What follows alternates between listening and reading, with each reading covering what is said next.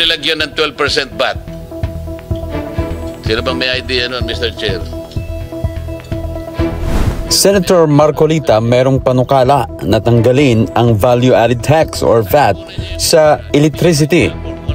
Aniya, hindi nakakatulong ito sa ating ekonomiya dahil sa halip na maging production-driven ang ating GDP ay nagiging consumption-driven. Kaya ang panukala niya, tanggalin ito upang magiging mura ang electricity. Tanggalin natin yon.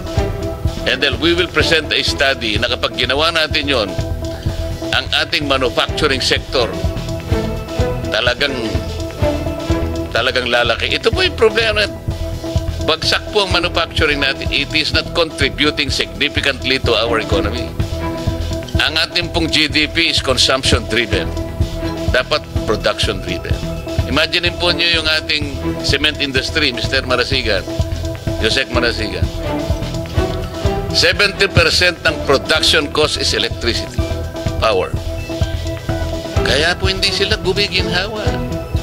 Ang nakikinabang po ang Vietnam. Ayun po mga cold storage natin, kaya hindi tayo maka-imbak ng pagkain natin. 60% is electricity.